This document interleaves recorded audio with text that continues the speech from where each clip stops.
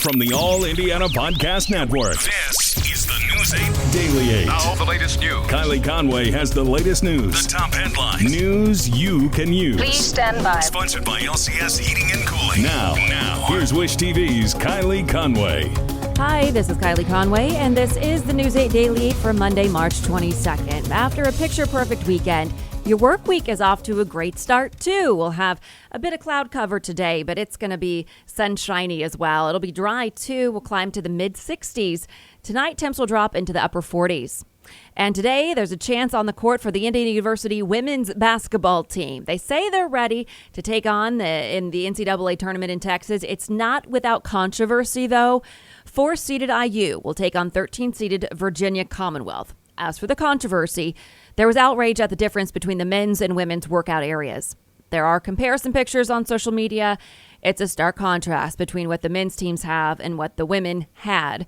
Since NCAA has improved the women's facilities by expanding the workout room, adding heavier weights, squat racks, benches, resistance bands, and exercise balls. Plus, there are also now areas alongside the 9 practice courts with exercise bikes, rowing machines, treadmills, and yoga mats.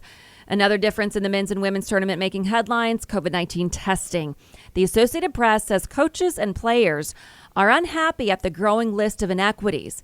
The NCAA has run more than 8,000 tests through Saturday with only one confirmed positive at the women's tournament using daily antigen testing. The men are using daily PCR tests, which are considered more accurate. The Hoosiers have been in Texas since last week to get tested for COVID-19, to quarantine, and to practice. That game is today at 2 o'clock. And Oregon hits the court for the first time in the men's NCAA tournament today. The team automatically advanced from the first round when its game against VCU got canceled for COVID cases. The Ducks are the first game of the day, tip-off at 12:10. They are the 7th seed, set to play number 2, Iowa. And it's a morning of shattered brackets and Cinderella stories. The second round lived up to the madness part of March with 4 major upsets, sending Loyola Chicago, Syracuse, Oregon State, and Oral Roberts on to the Sweet 16. It is the furthest any Oral Roberts team has ever gone, and the first time any 15 seed has made it. Oh, yeah, I'm very grateful. Even with this crazy year of COVID, nothing was promised. And the fact that we even had March Madness and the fact that, we're able to win a couple of games. We're just very grateful, very humble, very honored. Florida was a good team. Oral Roberts had not won an NCAA tournament game since 1974. AstraZeneca says a U.S. trial shows its vaccine is 79% effective. The study included 30,000 volunteers. The company says 20,000 of them got the actual vaccine. 10,000 got a placebo. The company reports the Data Safety Monitoring Board found no increased risk of thrombosis among the more than 21,000 people who got at least one dose of the vaccine. An FDA advisory committee will debate and decide whether emergency use of the vaccine will be authorized.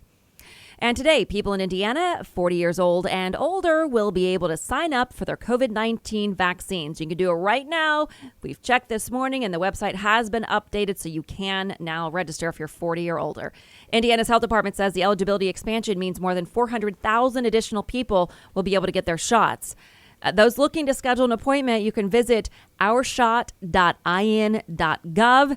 You can also call 211. The State Department is warning that there could be longer wait times with more people eligible. So if you really want it, you better call or sign up as soon as possible. In Florida, the police chief of Miami Beach calls the city's spring break curfew the right decision. The 8 p.m. cutoff is a reaction to several days of large, destructive crowds in city streets.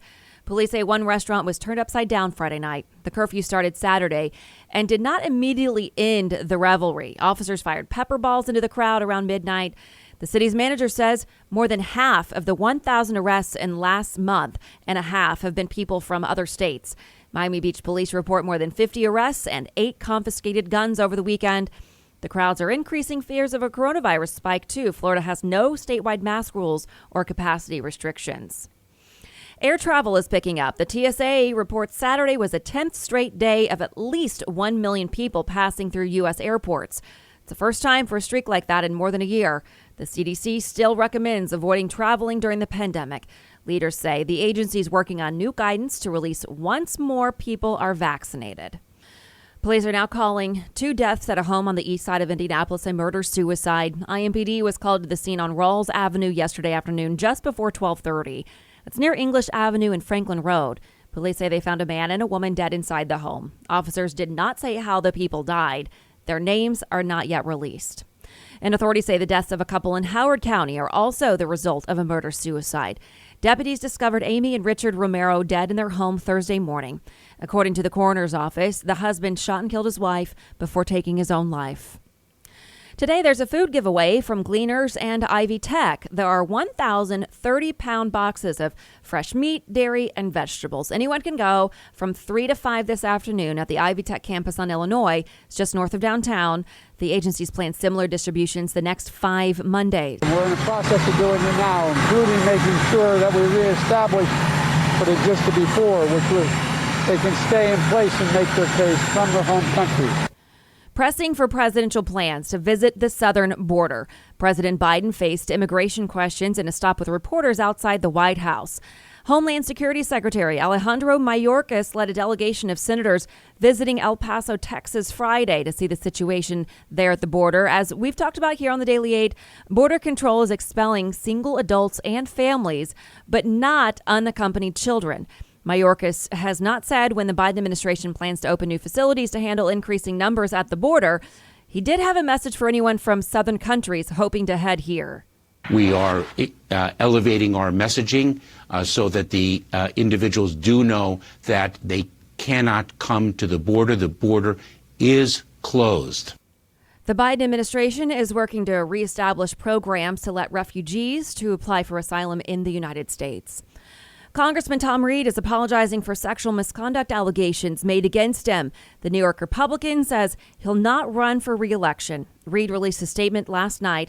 It read in part that the incident involving then lobbyist Nicolette Davis occurred at a time in my life in which I was struggling.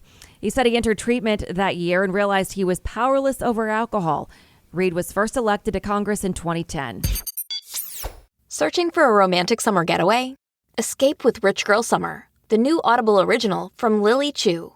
The exquisitely talented Philippa Sue, returning to narrate her 5th Lily Chu title. This time, Philippa is joined by her real-life husband, Stephen Pasquale. Set in Toronto's wealthy cottage country, aka the Hamptons of Canada, Rich Girl Summer follows the story of Valerie, a down-on-her-luck event planner posing as a socialite's long-lost daughter, while piecing together the secrets surrounding a mysterious family and falling deeper and deeper in love with the impossibly hard-to-read and infuriatingly handsome family assistant, Nico. Caught between pretending to belong and unexpectedly finding where she truly fits in, Valerie learns her summer is about to get far more complicated than she ever planned. She's in over her head and head over heels. Listen to Rich Girl Summer now on Audible. Go to audible.com/richgirlsummer. Defense Secretary Lloyd Austin is in Afghanistan. He arrived yesterday in an unannounced visit.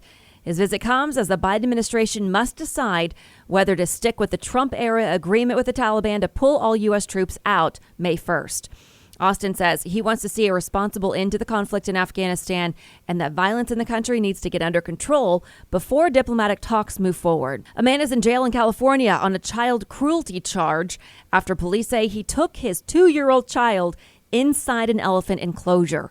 It happened Friday at the San Diego Zoo. Police say Jose Neveretti went through several security barriers to get inside the elephant habitat with his 2-year-old daughter.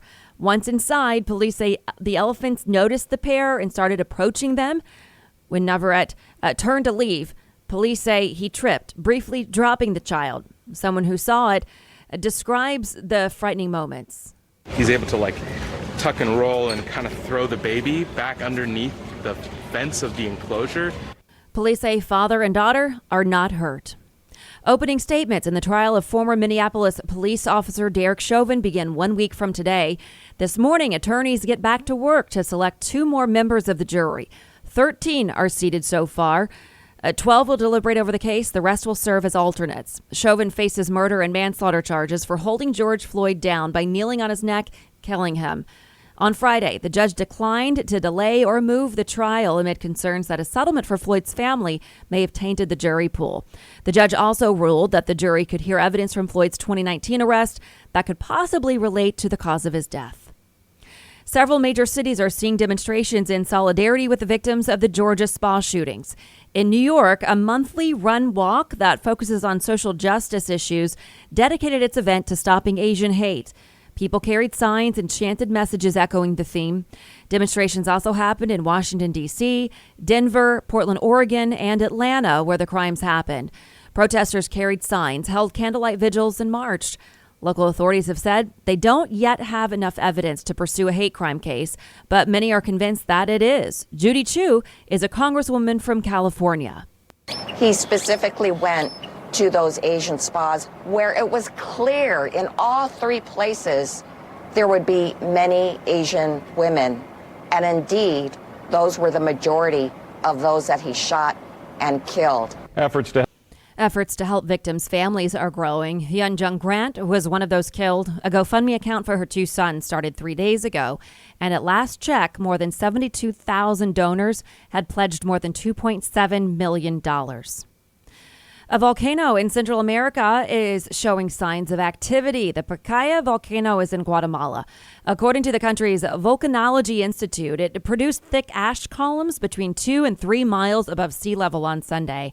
The institute also says Pacaya is also expelling some lava and ballistic material. Guatemala's Disaster Prevention Agency warns there could be more intense volcanic activity in the days and weeks to come. Now to a digital detox challenge. Reviews.org is signing people up for a contest. The rules: go 24 hours without using cell phones, TV, video games, computers, smartwatches, and home devices like Alexa. Microwaves are okay. The site says it'll pick one person who'll get a techless survival kit with a typewriter, board game, stationery, an abacus, books, and paints and brushes. The person selected to do it gets $2,400. The British royal family may appoint a diversity chief. CNN reports that Buckingham Palace is considering adding the job. No word yet who would take it or when. Prince Harry and Meghan Markle sparked the concern about the issue in their interview with Oprah Winfrey. In it, Markle says while she was pregnant, someone in the family questioned the likely skin color of the couple's baby. Last week, Prince William responded to the controversy, saying the royals are, quote, very much not a racist family. To business headlines, Canadian Pacific Railway has agreed to acquire Kansas City Southern for $25 billion. The merger will create the first ever rail network that spans across Canada, the United States, and Mexico. The deal linking factories and ports in Mexico, farms and plants in the Midwestern U.S. and Canada's ocean ports and energy resources.